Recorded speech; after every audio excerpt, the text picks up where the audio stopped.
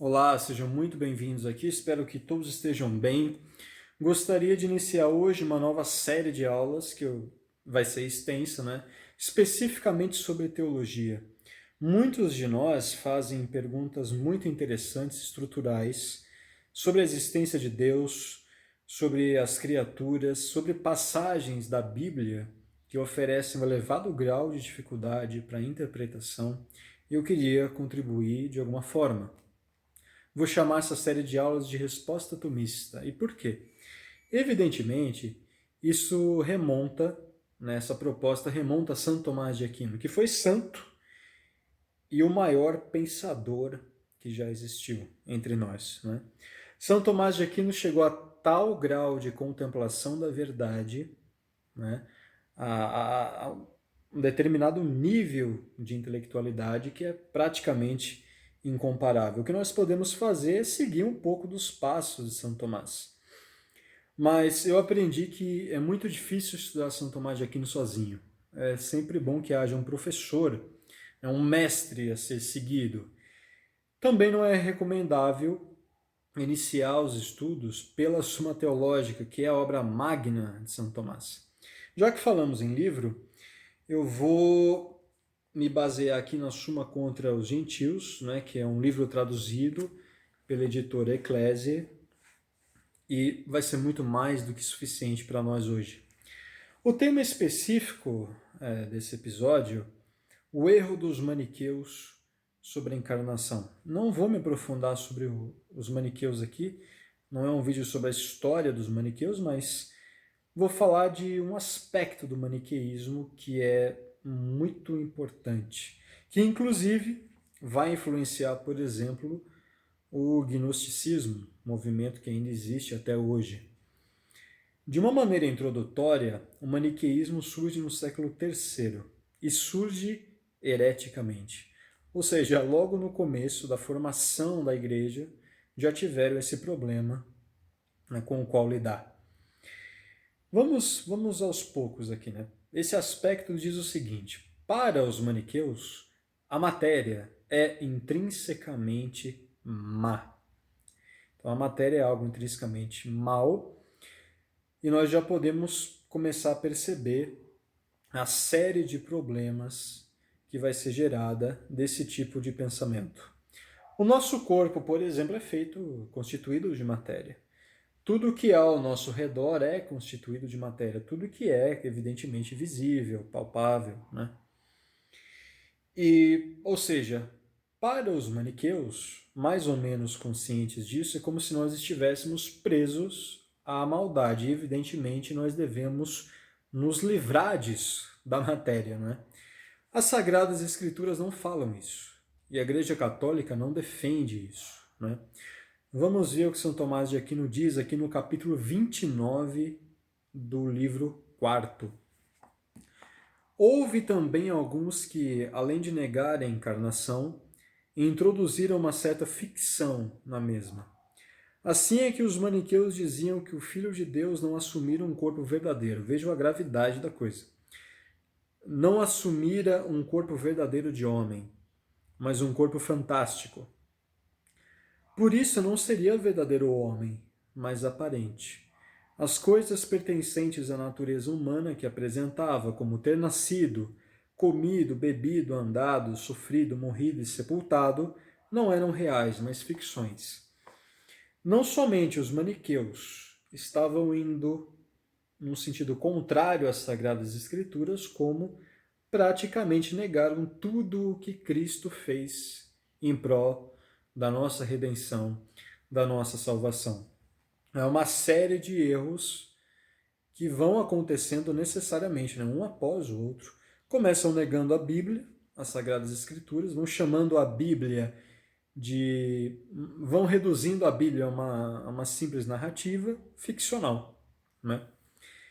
Vão negar tudo, como eu disse, né, tudo que Cristo fez em prol da nossa salvação, vão chamar os apóstolos de mentirosos e, evidentemente, vão seguir contrariamente àquilo que diz a Igreja Católica. Nós católicos não temos problemas com a matéria, não é? Nós temos problemas, por exemplo, com o pecado original e com as consequências do pecado original, né? Mas não com a matéria em si, também não com o espírito, certo? O nosso ente, né, o ente humano, ele é constituído de corpo e alma, certo? É claro que nós precisamos dos sacramentos para alcançar a salvação, mas não há um problema intrínseco com a matéria, nem com o espírito. Então vejam, as Sagradas Escrituras, em várias passagens, contam o que Cristo fez, né, ao longo dos seus 33 anos de vida. Ele comeu, como São Tomás de Aquino deixa claro aqui também, né? Ele comeu, ele bebeu, ele teve fome, ele sofreu, ele andou, foi crucificado, foi sepultado. Isso tudo, comer, beber, sentir fome, são propriedades de um corpo humano. Se Cristo não assumiu um corpo verdadeiramente humano, ele não fez nada disso. Então Cristo é uma ficção. Cristo praticamente é uma invenção, né? Só que isso é algo que é insustentável do começo ao fim, né? Claro que a encarnação de Cristo é um mistério para nós. A paixão de Cristo é um mistério para nós. Nós sabemos pouca coisa sobre isso. A ascensão de Cristo aos céus também é um mistério, mas é de fé. Isso para o catolicismo é algo de fé, estruturalmente falando, né? Não pode ser negado. Não é? Vou aqui para o número 2, né? Para o parágrafo 2º aqui desse capítulo. Ora, esta maneira de ver anula, primeiramente, a autoridade da Escritura.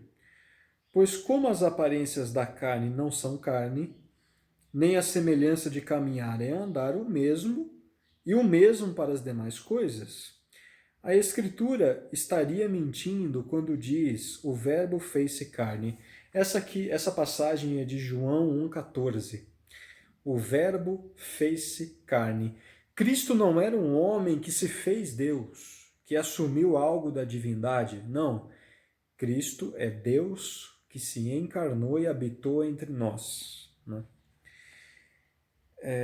Seria falsa, então, também a Escritura quando relata que Jesus andou, comeu, morreu e foi sepultado, né?